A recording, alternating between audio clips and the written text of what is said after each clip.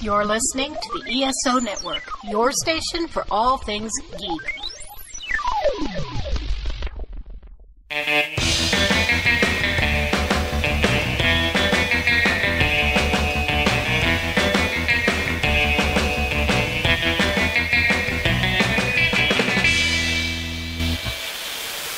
Hello, everyone, and welcome. So today we do another kind of blast from the past, and this one, I'll be honest, I was really worried about. Turned out perfectly fine, very funny and very pleasant. Again, I'm recording in a clandestine bunker somewhere on the campus. So I'm looking around over my shoulder for sarcastic people who might not quote-unquote get podcasts. But anyway, these movies that we thought were cool in college and spoke to us, this one is a bit darker, and it hit me in a completely different way. I guess not unlike, say, Fight Club does. So I'm optimistic, hopeful, in fact, that if you guys tuned back in, you'd enjoy it too. I haven't plugged this in a while, but remember, the ESO Network has a Patreon. They get our stuff occasionally. We will put up another bonus episode next week.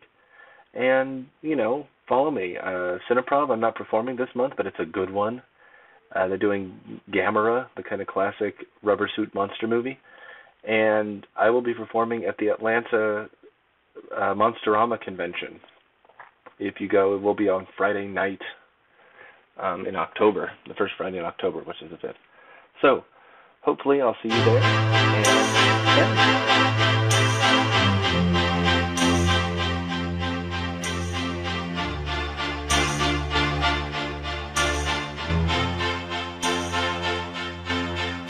don't ask me what you know is true.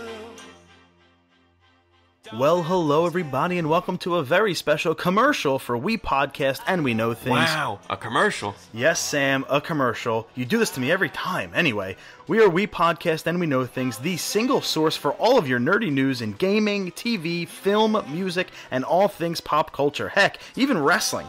We're basically spreading the good word of nerd one episode at a time. Check us out here on the ESO Podcast Network and wherever fine podcasts are, including the iOS podcast app, CastBox, Spotify, iHeartRadio, and TuneIn. And be sure to follow us on Twitter and Instagram to keep up with all the goings-on in the nerdy world. Now back to your ESO Network podcast. Who's better than us?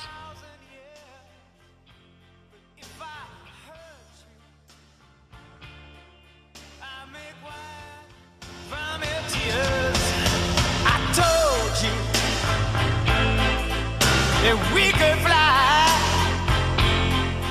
'cause we all have wings, but some of us don't know why.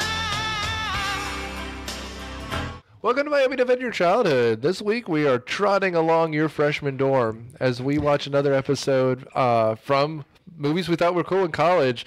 I'm Nick Hoffman, host of Myopia Defend Your Childhood. Oh, Donnie Darko. We watched Donnie Darko. I'm host Nick Hoffman, and on panel we have Matthew W. Quinn, whose book Thing in the Woods has a much more functional teen protagonist. Yeah, maybe. Lauren. Hello, this is Daniel, and I'm not going to do it. I'm just not going to do it. Everybody's expecting me to make a joke about Sparkle Motion and my commitment to that organization, and I'm not going to do it. I have never once supported Sparkle Motion. You can take Sparkle Motion and stick it up your rectum. That's what you can do with Sparkle Motion. Well done. Okay, Donnie. So I will say this is Matt's pick, and I'll give him the floor for a second, but I want to hear from Lauren, who really loves this movie, in a minute. So, Matt, give us your thoughts. Why did you pick this film? Well, I actually saw it somewhat earlier because I think I was still in high school. Mm-hmm. So I rented it from Hollywood Video. Once upon a time, there was such a wonderful place as Hollywood Video. Uh-huh. I'm going to stop you right there. Wonderful place? I like video rental stores on principle. Okay. That's fine, but I remember Hollywood Video and Blockbuster, and they were just the most evil places imaginable. How are they evil? Guys, you need to learn to have jokes. I'm getting to one. All right, Okay. so Anyways. I rented it from Hollywood Video, and I remember liking it at the time, so I thought, oh, well, let's see if it's still good. It wasn't. I disagree, but Lauren, you're the one who loves this movie. Yes. Did it hold up? So I need to tell a story. Please. So I first found this movie my senior year of high school. And for those in our audience that don't know, Nick and I actually went to high school together. We went to the same high school, and we did, and we had a film class. And the project, our final project at the end, is we had to pick 5 films that we would put in our own film class and why. And Donnie Darko was one of my 5. And by the way, I want to mention that Nick and our portfolios were examples to the other students. Yes, we were in the class together. We both got 100s, and they were examples to the other students. Just had to throw that out there. I forgot. I have to ask, Nick in high school, during the keg parties he hosted, were the kegs filled with O'Douls? I was not the party person, as Lauren will contend. I've been the way I've always been, which is that people flock to me. So it was always small groups. People flock to us, Daniel. Yeah. And her and I were always movie buddies. In fact, I remember one particular bad session. Remember we went to see, it was a Jennifer Aniston, Ben Affleck movie about them breaking up, The Breakup. The Breakup. And we thought it was going to be a comedy, and it was a 2.5. Yes. Oh my God. So, we've been seeing movies together for 20 years now. So this was, Donnie Darko was one of my 5 that I picked to show in my film class. And I don't know, there was just something about it. I was in love with Jake Gyllenhaal, first of all, but I don't know. I just thought it was different and unique. I liked how most movies didn't deal with time travel and these kind of, issues. So I thought it was different. I thought the story was interesting. And that's the main why I liked it. So well, and I'm not going to pick on you for a second, but you said you must have been a darker kid at the time when you saw this. So I must have been going through some shit. Were you a goth? No, I wasn't. I'm just totally picturing you in the dyed black hair and with the Lydia Dietz outfit and like the heavy black eyeliner. You picture me as goth? Oh yeah, I can totally see it. Okay, no, I trying to turn down the sexy here, Daniel. This is a serious podcast. But I was going to say, to your point, I didn't see this until between I graduated 2003, so between my freshman and sophomore years of college, so summer 2004. Yep. And I had just broken up with a girlfriend, and so I was in the right mood to see this movie. And I was looking for some dark stuff. I think it hit me at the right time where I liked it. And so I liked the scary. I liked Frank. I liked the way that Jake Gyllenhaal is kind of vacant when he's. So before we go too far into this description, Mr. Sudsies, will you give me a plot description? Okay, so it's about this really depressed kid named Donnie, and since this takes place in 1988, he's the sort of kid who thinks Danzig and Skinny Puppy are just super swell and that The Cure is just too mainstream. Anyway, he sleepwalks and has a variety of mental issues that he's seeing therapists over. And during one of his sleepwalking episodes, he ends up on a golf course where he meets this man in a bunny costume who tells him when the world's going to end. And it's a lunar cycle out. It's like an exact lunar cycle. I looked it up. Frank wakes him up. Right. Wait, what? He says, wake up. Frank is the one who leads him to the golf course and saves him from the falling engine. So after that, Donnie, I guess, is trying to figure out how the world's going to end and how he fits into the apocalypse. Frank says the world will end in 28 days, 6 hours, 42 minutes, and 12 seconds.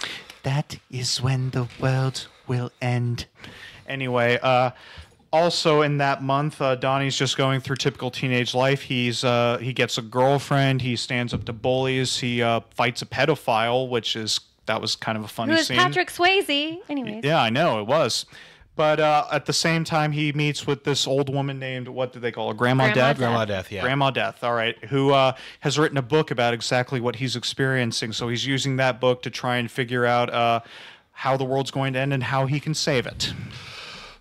Exactly. So this movie is weird, and it's very, Daniel will hate me, but it's Slaughterhouse 5-Z. It's it's a man unstuck from time. So time is, to quote Night Vale, time is weird. So it goes. Wibbly wobbly, timey wimey stuff. And so, like, for example, at one point Donnie threatens to destroy his sister's Ariel doll, right? Little Mermaid came out the year after this, so that's out of time. There's a bunch of anachronisms, which I'm going to give Richard Kelly the benefit of the doubt and say he meant to do, because why not? You didn't talk about how he was supposed to die.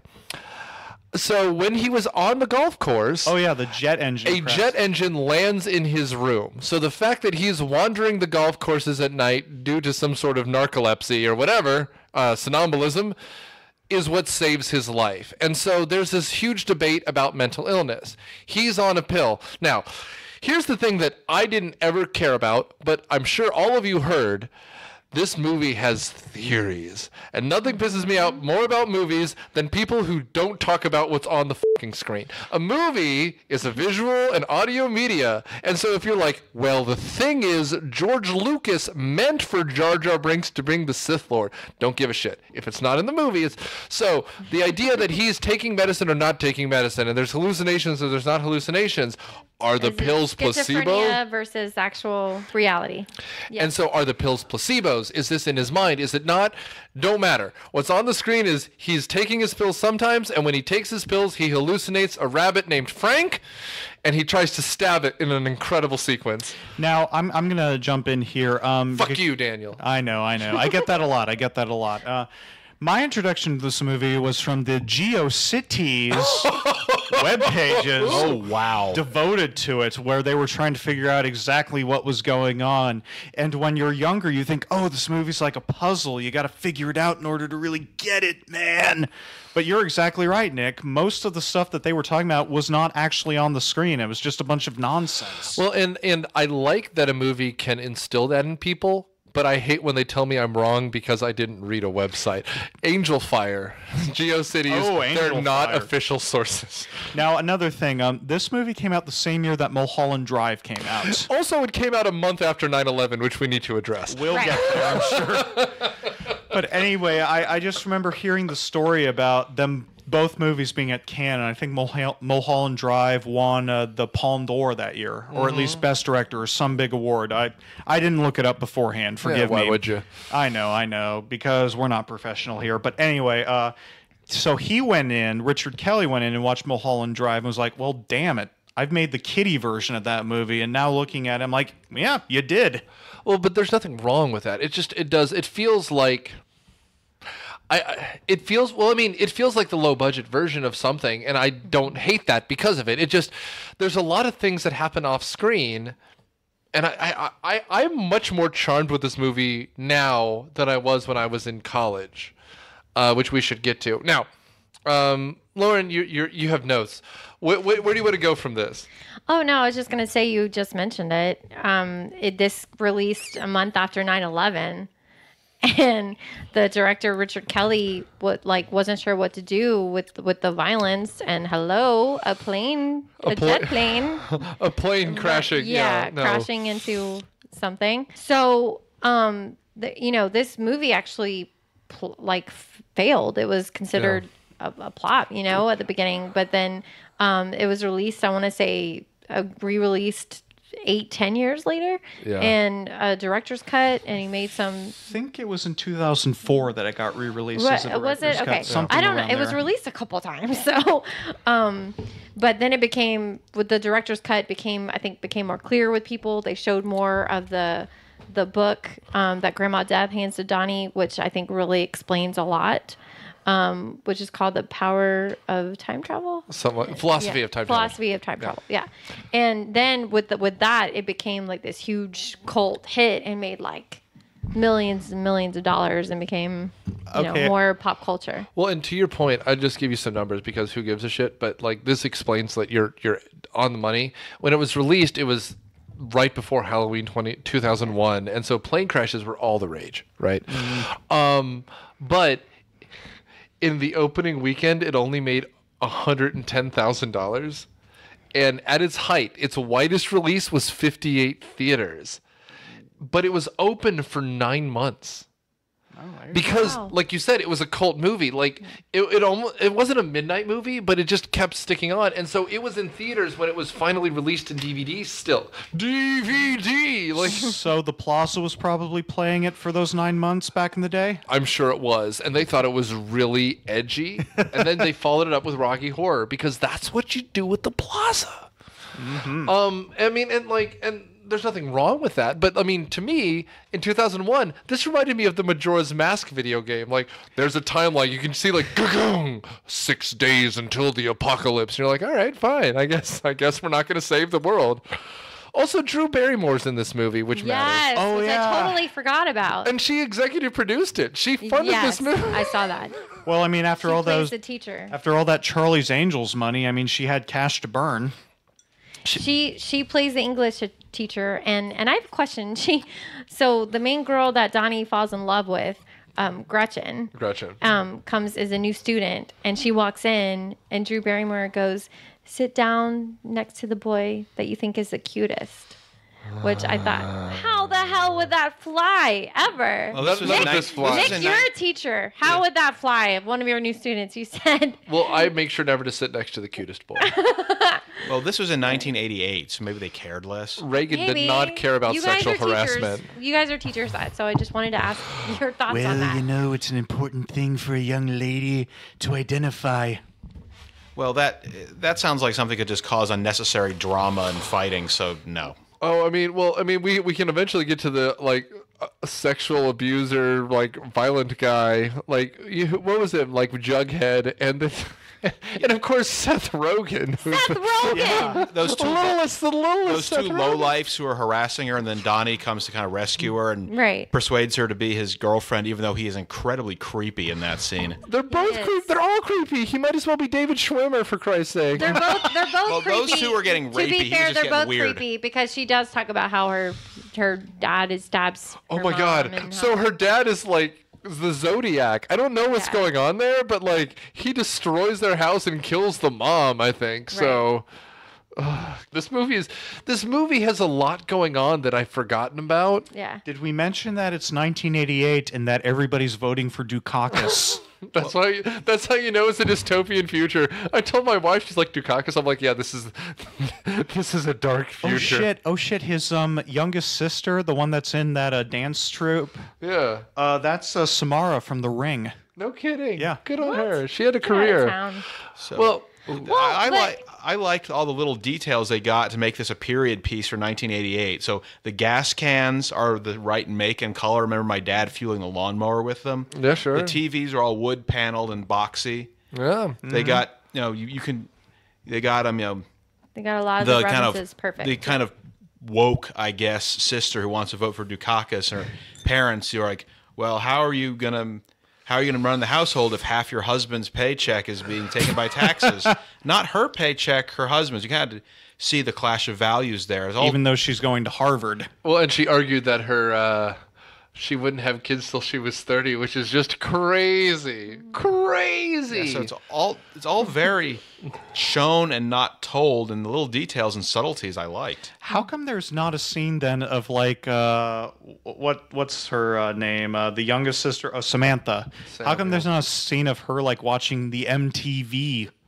Well, I will say though, did you notice that Dukakis? There is. They do show MTV. Oh, they do? They do. Absolutely. They not only do they, but there's the little Dukakis and the little America's Funniest Home Videos and old football. They do fill the room. Let's discuss the soundtrack. The soundtrack alone, like, is amazing. Now, I could have sworn shows the time. I think really well. I think it sets does the mood too. and the time. I could have sworn "Lips Like Sugar" was on the soundtrack. Is it on the soundtrack? Sounds familiar. I mean, even the part where they're panning everyone to show all the characters. They show Drew Barrymore. They show Noah from ER, Noah Weil, and Patrick Swayze. They show all the characters that way with that beautiful, soundtrack. I think it's David Bowie. Yeah, they do. There's Bowie on it. Yeah. There's Joy Division on it. There's Joy Division. It's a well constructed. I wonder what happened with this movie. Obviously, 9/11 sunk it. Like, this is one of the few movies I would say 9/11 ruined. Just like Lone Gunman TV show. And Zoolander. Zoolander's not a great movie. Oh, you take that back. Here's the thing.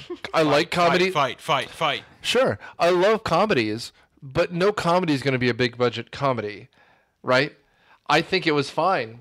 I don't think 9/11 affected it that much. I think it belonged where it needed to be, which is a rental. Most comedies need to be either a rental. I mean, I mean, you can argue with me all you want. I don't think it sucked any box office out of it. Well, do you guys think it shows some of the true elements of time travel? I mean, some of it is based on Stephen Hawking's. It is.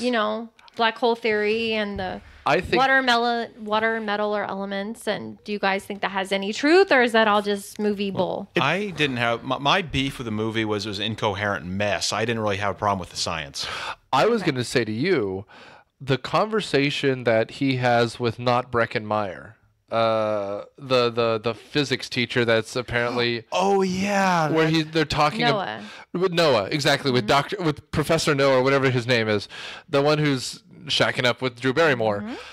That's the thesis of the movie, right? Because he has that first thing where the After Effects package that makes the chest burst out like it's the abyss, which is a cool scene, right? And he has this whole debate as to whether or not we have free will. And, well, if you can see your future, does that mean you can choose against it? Right. That's a good scene, because that's the philosophy of the movie. And my thought to it, to your point, and against, I guess, this is where I would come into conflict with Daniel and maybe Matt, I like that that's the one scene, because that's, to me, the anchor screw. If you don't care, you can enjoy the rest of the movie. But if you do care, that's the scene you can pick apart. Now, the only problem I have with it is, since it's a movie out of time, I wish that had happened to her earlier in the movie, so the rest of it has more meaning. I don't need the scene where he almost masturbates in front of his psychiatrist. Right. Unless there's a reason why. Because, it's supposed to show that his unconscious is so messed up. Right, his existence doesn't matter. Right. Oh, is that the bit where he's talking about being denied these hungry hippos? Yes. Well, no, and he's under hypnosis, and he's talking about wanting. All he fantasizes about at school is wanting to have sex, and she's like, "Well, what do you do outside of school?" And he goes, "I watch TV. I watch Married with Children, and all I do is watch it on mute and pretend to have sex with Christina Applegate." A lot of people did that back in 1988. So they had her wear less and less clothing. But anyway, right? Girl. Girl. Wasn't she Ron Burgundy's girlfriend? Mm-hmm. There you go. I mean, he agrees with us. Of course, they go to Pleasure Town. Moving on. I didn't really care whether or not the time travel stuff they were talking about was correct or incorrect. Okay. Because to me, that was completely pointless. It was a movie trying to pretend like it was smarter than it was. I disagree with you, because I think, like Lauren said, this is him trying to figure it out. If he's our narrator, he needs to find logic. And if the movie's trying to prove to us he's not crazy when the director says he's crazy, that's the conflict, right? So if he's finding logic in what doesn't make logical sense, I mean... there has to be conflict somewhere. And so the conflict is interesting because it means that the main character is arguing with the director. I'm not going to argue with you here that it's weird, but I think it's neat. It reminds me of scenes from Fear and Loathing, a lot of the movies that we listed in that clip that might not make the final cut. So whatever. Right. But one thing they did well is I really got a serious schizophrenic vibe off Donnie, the hallucinations and just general twitchiness. Oh yeah, Jake Gyllenhaal does a good job. I mean, again, I'll probably rant at some point about how much I hated this movie, but I really like the acting. Everyone in this movie is a really good actor. Yeah, I agree. Well, and we should talk about little things. For example, Frank shows up more and more and more and more and more and more and more, and as he's showing up more and more and more and more and more and more, Donnie is fighting him, conversing with him, trying to figure out what this Frank thing is. And at one point, he literally is... Frank appears most regularly, at first at least, right after he's taken his pill. Mm-hmm. His antidepressant, his anti-anxiety, whatever it is supposed to be. And so at one point, he's literally just looking at this wall, which it's supposed to be one of those infinity mirrors in a bathroom where there's a mirror on both sides. And so he's looking right at the camera, and when it cuts around, there's just Frank. And we haven't described Frank, but he's about 6 foot tall. He's wearing a gray felt rabbit suit, maybe with fur on it, and it has this horrible teeth, like Yeah. these and these it's alien creepy. gray alien It's creepy. eyes. Yeah. Picture a xenomorph from Alien crossed with a rabbit, and that's pretty Bugs much Bunny. it. Yeah. And at one point, and like the way that they distribute this they set up this scene, it's literally there's a kind of invisible wall between Jake Gyllenhaal, whose name is Donnie Darko, and Frank, and he interacts with it. He pokes it like it's rippling, like, you know, again, like you're Super Mario 64 and you're just rippling the wall in front of you. And at one point, he's literally trying to stab it in the eye, the one eye that's clouded out. And yeah, no, it's bleak. And Frank just starts showing up more and more and more, including on a date with Gretchen. Oh, man, that was both simultaneously one of my favorite scenes and least favorite scenes. It was one of my favorite scenes because they're watching the first Evil Dead movie. And that's what they go on date night for. And it's one of my least favorite because that whole dialogue where Frank takes off his mask and you see that it's a guy with a missing eye underneath. It's just kind of ridiculous in the way they speak. Plus, if you look at the marquee after they leave, it's like, okay, it's the Evil Dead showing, and the other movie is The Last Temptation of Christ, which is like, oh, come on. Well, that sounds like it might be foreshadowing a little bit. No shit. Oh, well. Ding, ding, ding. That doesn't make it clever, though. I mean, throwing obvious Christ imagery into your movie really shows you're being desperate. So, I'm sorry, that famous line from that scene is kind of becomes a famous line. He Give it goes, to us. Why do you have that bunny? Why are you wearing that stupid bunny face? Yeah, why are you wearing the bunny suit? And he goes, why are you wearing that human suit? Okay, that freaked me the out the first time I saw this. It That did. the way he says it in that voice is very deep and kind of purposely. That line was freaking creepy. Well, it was the next line that really got me, where he takes off the mask and is like, why are you called Frank? It was the name of my father and my father before him. It's like, all right. Okay, and I then he don't know what says, you're have you doing. ever seen a portal? Yeah. And he shows Right. Donnie the time portal. And then, of course, he goes and destroys Patrick house. Swayze's house. I loved Patrick Swayze as a bad guy. I love Yeah. that. I love that. Well, and for you who have not seen this, I don't know how obscure it is anymore. Okay, so for those of you who have not seen this movie, he is a motivational speaker who talks about the dichotomy between love and fear. And everything is either between love and fear, which Donnie, of course, and logical people take offense with, because there's more than love and fear, of course. But as most students are, they don't care. And so everyone is playing along with the crazy lady, but Donnie is the one person who calls her out on her bullshit, which causes conflict. However, the whole town is obsessed with Patrick Swayze's character, whose name I'm going to have to look up because who could be bothered? Jim Cunningham. Jim Cunningham. Hey, good for you. There was also foreshadowing with that because one of Donnie's friends to Sharita Chin, Yep. actually I noticed rewatching it again, says, I hope you get molested. Yeah. Did you guys, yeah, shut up! Did you guys notice that? I did. Yeah. And she's awesome. What do you think the purpose of Sharita Chin is in this movie? She's Superintendent Chalmers. She's the only one who gets what's going on. Okay. She's the only real person because everyone else is a cliche and she's not. I mean, honestly, to show how dysfunctional the social crew is. I mean, people are just mean to her. Well, I mean, to be fair, if you look at the color scheme, everyone is white with brown hair, except for her. Literally, everyone else in the movie is a white person with brown hair. They even dye people who are blonde to brunette so that everyone is white and brown hair except for her. It's literally the most horrifying example of racism you can imagine. If you are anything like a blonde person would stick out in this school, and she is Asian, and all they do is make fun of cliches of her. She speaks perfectly fine, and they give her racial stereotypes, right? And she is the only human being in this world. She has no bad background. She is a person. She feels bad. And then literally to shut out the world, she wears earmuffs. She's the only person who's sympathetic. Donnie's not a sympathetic character. Let's not forget. No, he's kind of an asshole. He's actually. crazy. Well, and he's a Kind of an asshole. jerk. Yeah. I just want to also point out to a connection to another past episode, the woman who played that crazy teacher who was obsessed with Jim Cunningham. Yeah. Same woman from Speed who tried to get off the bus, and then Dennis Hopper. Yeah. Absolutely. Is she the one from the one with the baseball cornfield movie?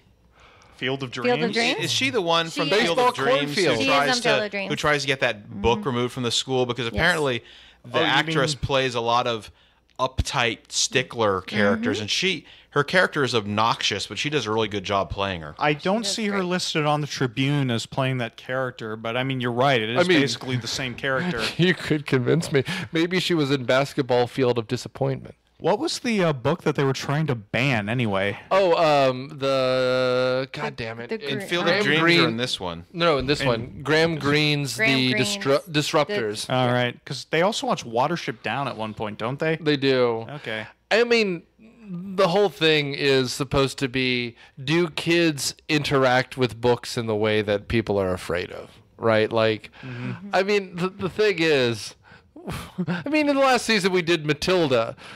Does child abuse give them special powers? Well, if you read Matilda and Harry Potter, it does. But otherwise, no, you don't abuse children. That's not how people interpret those books. You don't destroy an old man's house because you read the book The Disrupt. I mean, when I was in high school, I'm not going to name the school, but when I was in high school, we read a book called The Chocolate War. Yes. And in The Chocolate War, it's all about pranking kids.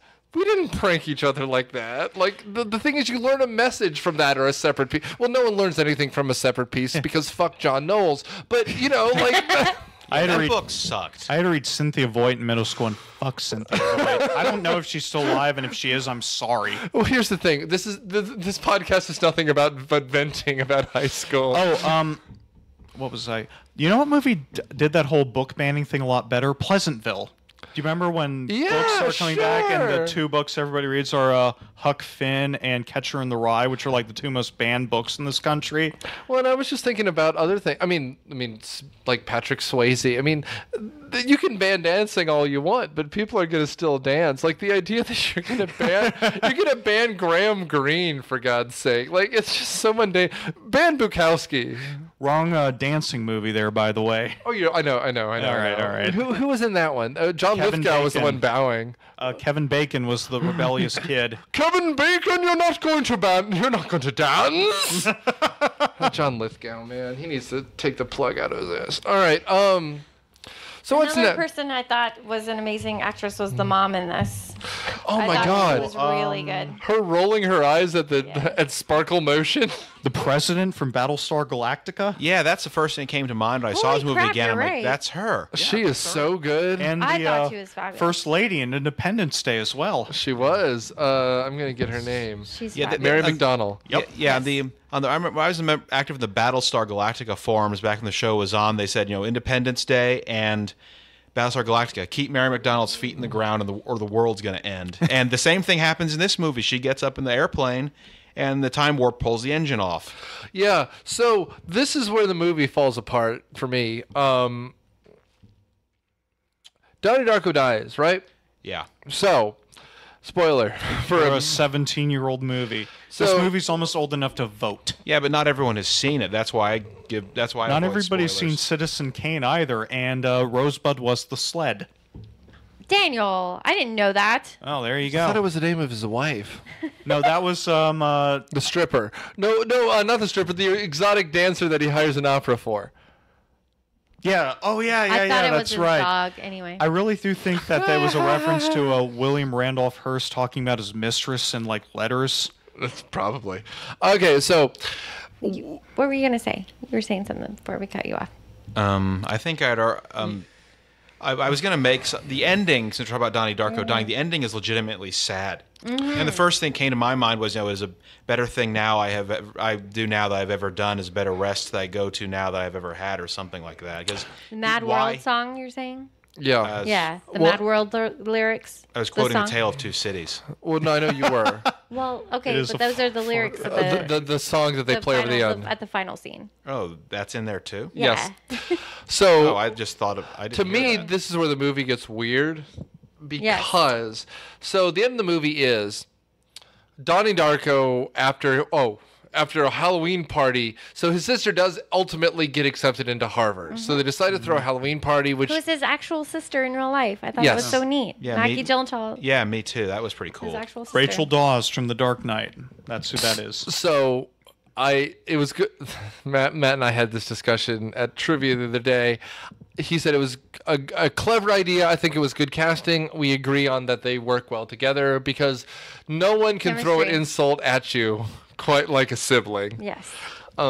Which is why the show Dexter got weird, because you can't have a debate between a sister and a brother when they're actually husband and wife. Ew. So What is this, Game of Thrones? well, that's how Dexter worked. So What is this, Rudy Giuliani's marriage? Which one? all of them. So as we wind down here, the whole thing is at the end of the party, they go to knock on the door of Grandma Death. Grandma Death. Grandma okay. Death. Grandma Yep. Death. And when they do, they run into Rapist and Low Blow, which is Seth Rogen and someone who will never act again. And after having a knife to both of their necks, Gretchen gets thrown into the road and then gets run over by a guy with long, shaggy hair who is wearing the Frank costume. Well, they earlier hinted at him on that fridge note where it's like going out to buy beer Frank, and it's in that weird handwriting that we've seen throughout the movie. Frank is the sister's boyfriend, Yes. which we didn't know until then. How would he not know that? Because it's all secret. He's never at the house. Yeah, plus Right. you see the sister sneaking out, He's so never- maybe yeah. the fact that she's even dating this person is not It was well more known. secret, right? Well, and trust me, if my girlfriend in high school wasn't in marching band with us, my brothers would never have known. They would have wanted to stay as far away from that as possible. But to that point, the idea, like, we only see his face once, which is in the theater when he takes his mask off and he's got a bloodied eye and we don't know why. And at one point, the time goo takes Donnie to his dad's gun. Or, I mean, it could be his mom's gun. We don't know. It's in a Nike's case, which is whatever. Back in Reagan's America, everybody was issued a gun. It came in this little cardboard box. That's something you know now. It's something you know now. You can't unknow it. But he pulls out the gun. He shoots the rabbit in the eye, and he goes, says to the guy who's dressed like the clown from It, which is also set up in the first scene where the mother is drinking red wine and reading It. Goes, go home. Oh, yeah. Go home and tell no one of this. And so, driving in a corpse car with his dead girlfriend, he goes to the top of the hill to escape the cops as though they're in the Blues Brothers and the cops show up in the last minute. Wait. So you're saying that during this entire movie, Donnie was on a mission from God? Dude, this movie is the most reference-heavy thing until Stranger Things. And if you notice, the font on his shirt is the font that they use in Stranger Things. Look at it throughout. Other than his Catholic school uniform, every shirt he has text that is the 80s text that is in Stranger Things. Wow. Girl, I crack this code. So this is where the movie gets weird for me. The girls who are in Sparkle Motion after a talent show end up going on Ed McMahon's Star Search because this is 1988 all over. Man, there you go. And they get the quarterfinals, whatever. It's their plane on October 30th after his girlfriend gets run over. Mm-hmm. Wherein, flying back, the engine falls off, which means it lands a lunar cycle earlier, 28 days earlier, whatever. 26 days, 24 days? 28. As long as it's not 28 days later. 28, yeah. And so to that point, he finally dies. Okay? Because it sets the parallel universe right again. He made it right again and changed his where he's the...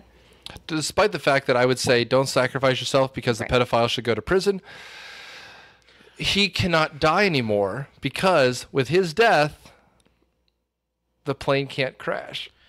Yeah, that's what I was getting. I was kind of wondering, if Donnie had died but at the beginning of the movie, Gretchen would have survived, but so much other good stuff would not have happened. Including the pedophile getting jailed and somebody actually being nice to Sarita Chen and all this other stuff. It's also impossible because if he goes back to the beginning, none of the rest of the movie can happen. It So a also time loop. It also implies that the movie didn't need to exist at all because he shouldn't have left his room in the first place. But didn't the whole final shot sort of acknowledge that there were some people, including the pedophile, who retained some memories of that alternate universe? They did. He woke up in a cold sweat. In the dream. Yeah, Right. and Gretchen and his mom somehow knew each other. Yeah, stuff like right, that. they wave at each other, which I thought was actually a really powerful scene. I think it was great. I have nothing against it. It was just that when it falls apart, like, Right. and it really is done as though the director took like a ball peen hammer and cracked the film apart, like because they literally show people waking up from a nightmare, as though.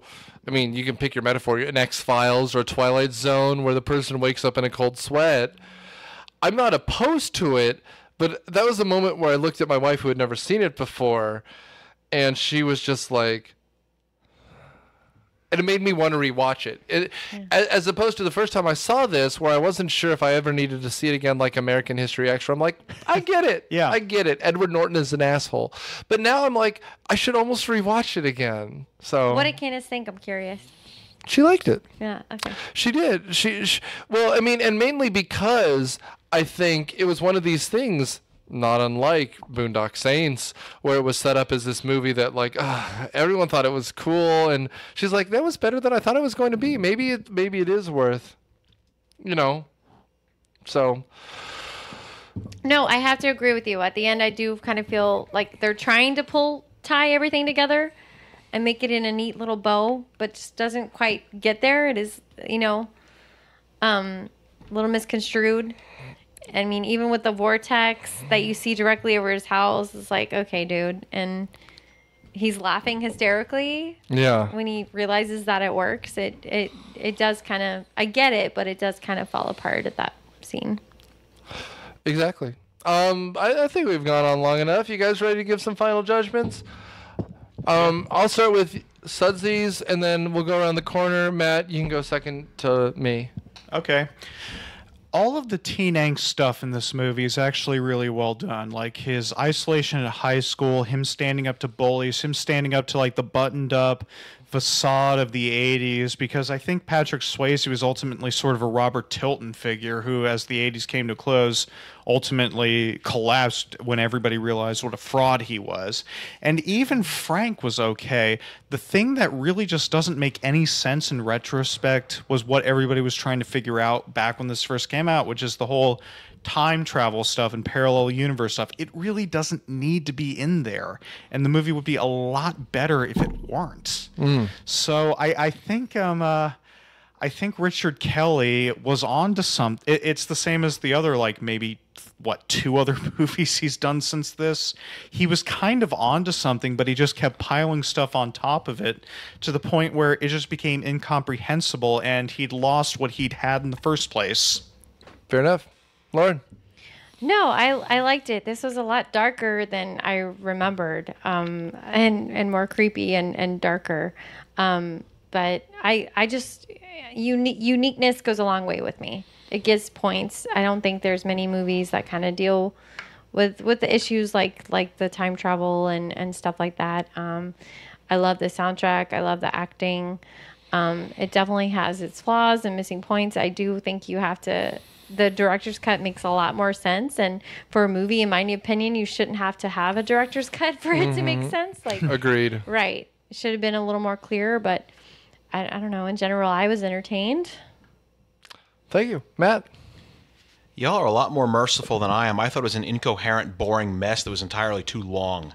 Yeah, it had good acting, I'll give him that. And there were some legitimate emotional parts, but I really did not enjoy this movie at all.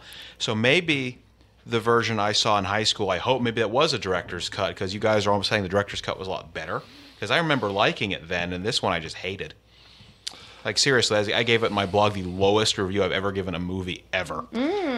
And he liked Secret Life of Pets more than like the Bible, I thought. So The Secret Life of Pets was funny.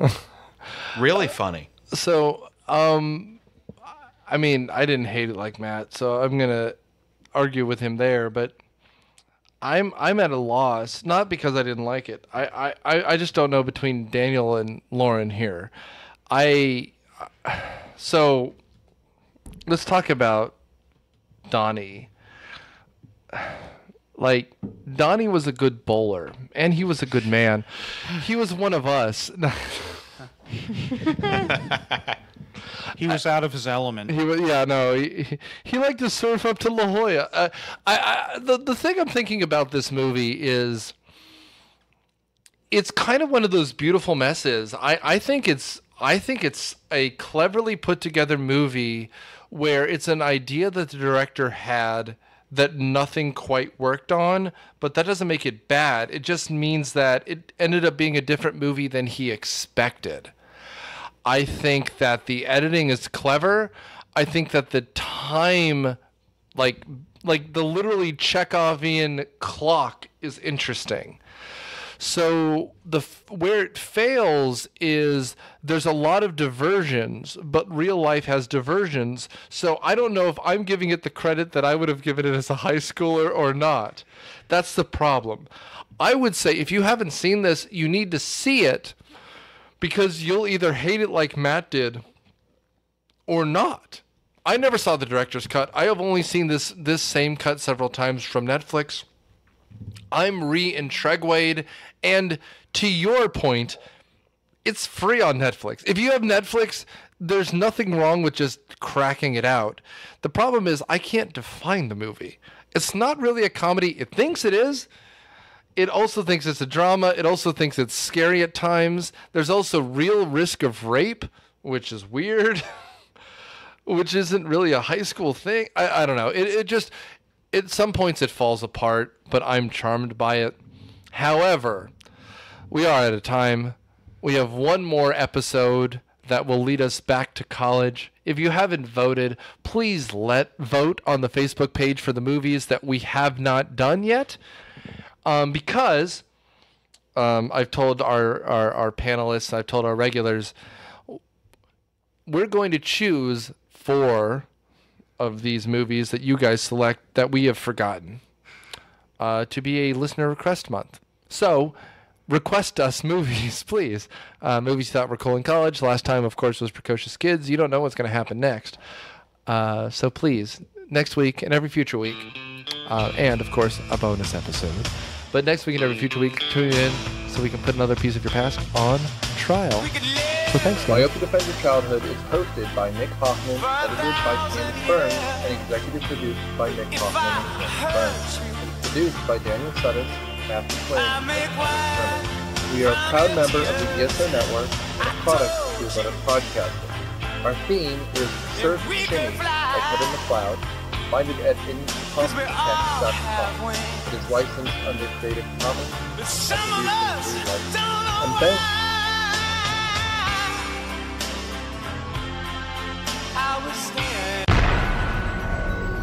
This has been a broadcast of the ESO Network.